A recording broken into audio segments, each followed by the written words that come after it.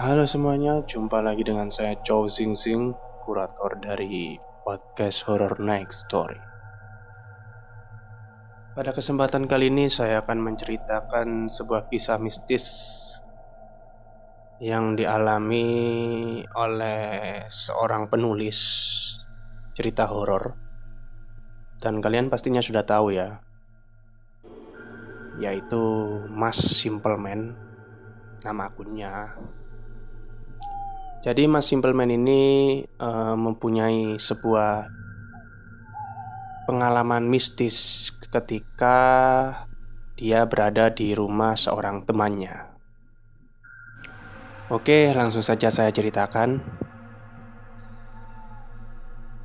Aku mau berbagi salah satu cerita pengalaman horor yang gak akan pernah aku lupain 10 tahun yang lalu. Sewaktu aku menginap di rumah teman dan sampai sekarang tiap aku ingat kejadian itu, rasanya itu baru terjadi kemarin. 10 tahun yang lalu, tepatnya saat aku masih duduk di bangku kelas 3 SMP. Itu adalah masa liburan 1 minggu setelah ujian. Seingat aku, waktu itu sore. Enak-enak lagi bengong, tiba-tiba aku disapa sama tetangga sekaligus sepupuku.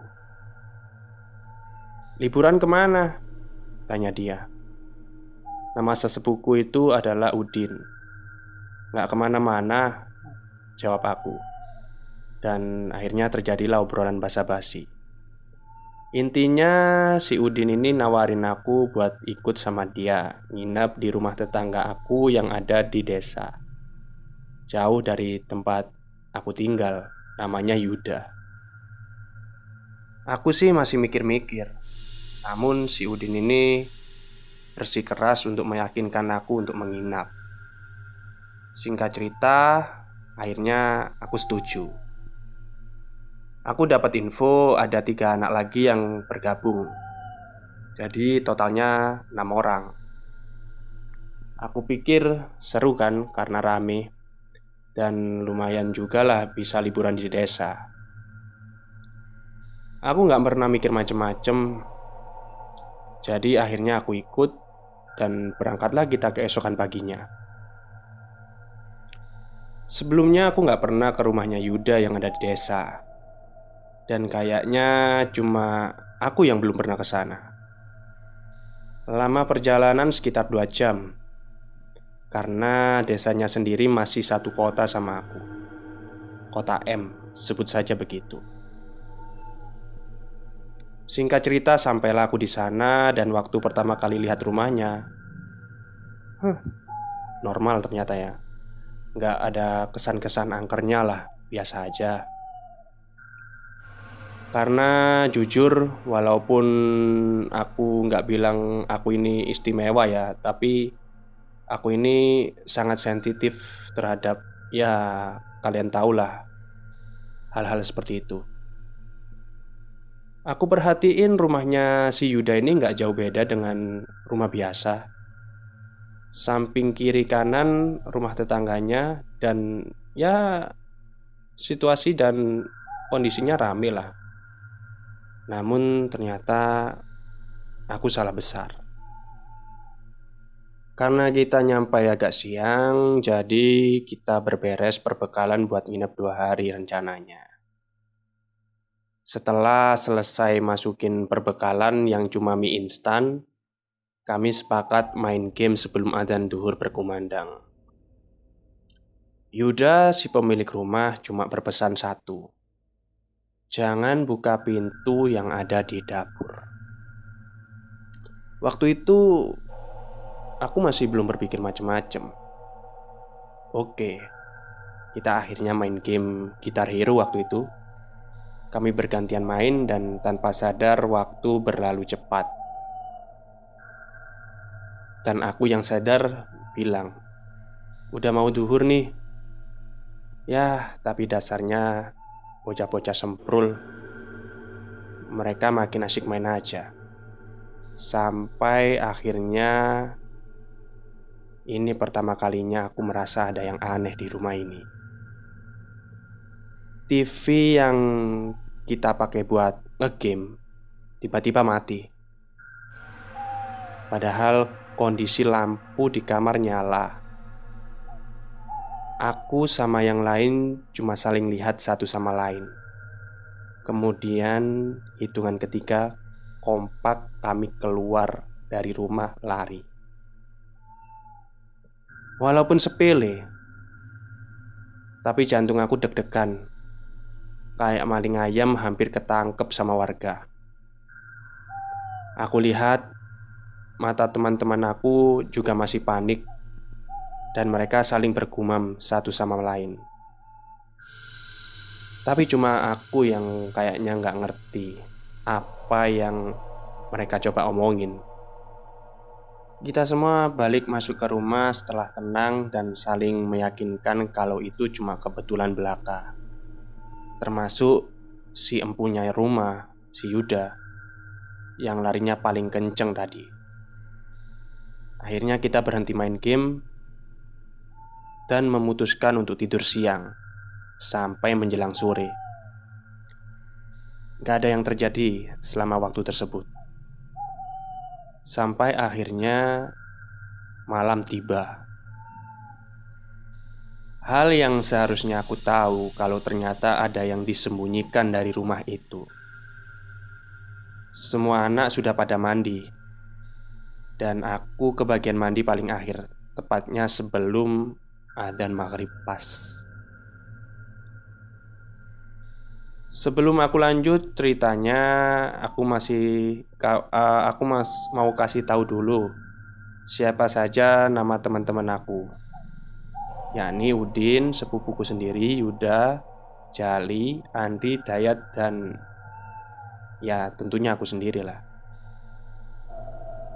Sebelum adzan maghrib, langit sudah mulai gelap, dan aku pergi ke kamar mandi sendiri. Rumah ini terlihat seperti rumah biasa dari depan, tapi dari keseluruhan rumah cuma dapur dan kamar mandi yang dibiarkan tetap kuno. Jadi temboknya ini dari bambu. Selain itu, dapurnya masih beralaskan tanah, dan kamar mandinya masih menggunakan sumur. Mantap. Setelah aku pikir-pikir, setelah aku tiba di rumah ini, aku baru sadar aku belum pernah melihat sama sekali dapur dan kamar mandinya. Setelah dikasih tahu di mana lokasinya, ternyata ada di dapur dan kamar mandi ada di area yang sama. Aku pun pergi.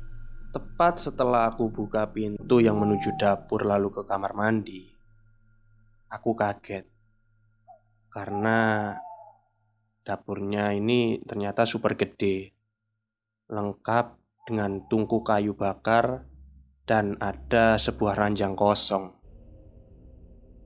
Aku coba mikir positif, karena emang agak aneh ada ranjang di dapur. Namun gue coba menghilangkan itu semua lah ya, karena rumah nenek aku sendiri juga gitu. Di sini aku juga baru sadar ada pintu di dekat lemari di ujung ruangan, dan aku sadar itu adalah pintu yang diomongin sama Yuda. Pintunya kelihatan aneh, kayak sengaja diganjal sama lemari gitu. Dan kalau dilihat, pintu itu mengarah ke halaman belakang yang gak aku tahu entah ada apa di sana. Kamar mandinya di sebelah dapur. Di sebelah kiri dapur terdapat kamar mandi.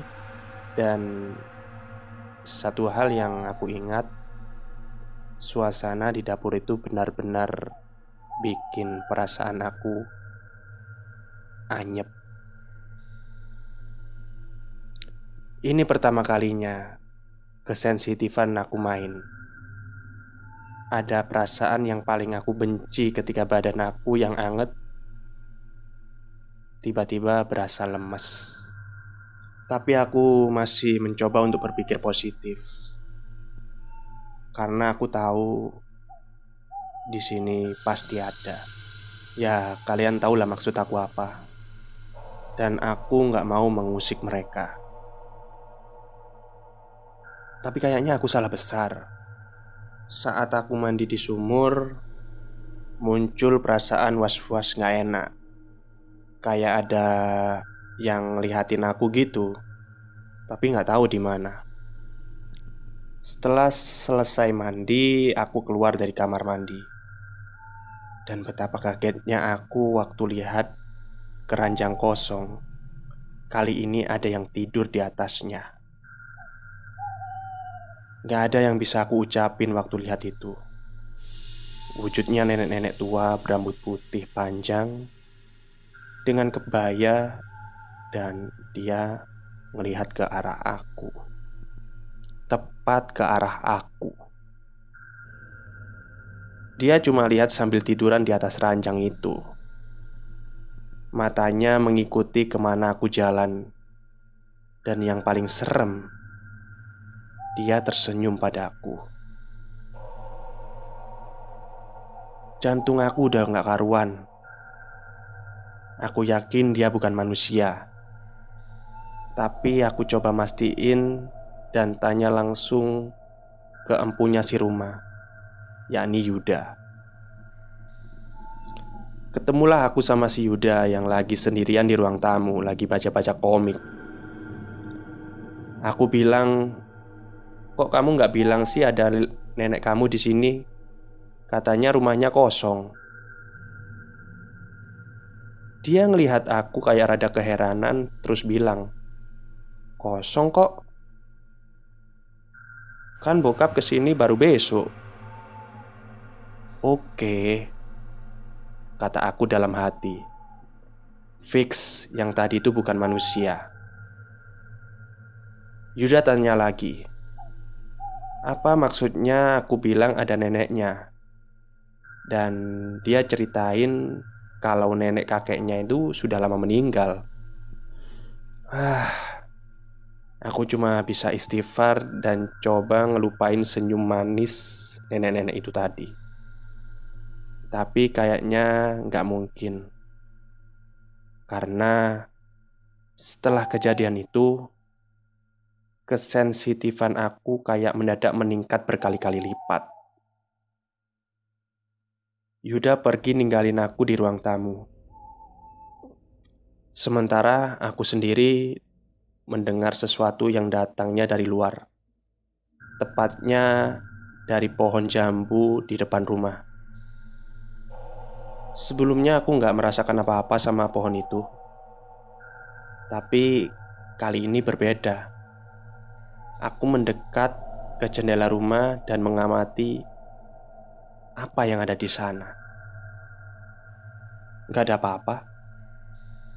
Cuma halaman kosong.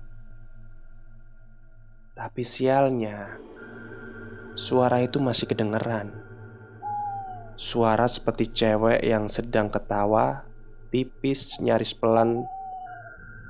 Dan apesnya mata aku bergerak melihat ke atas pohon jambu.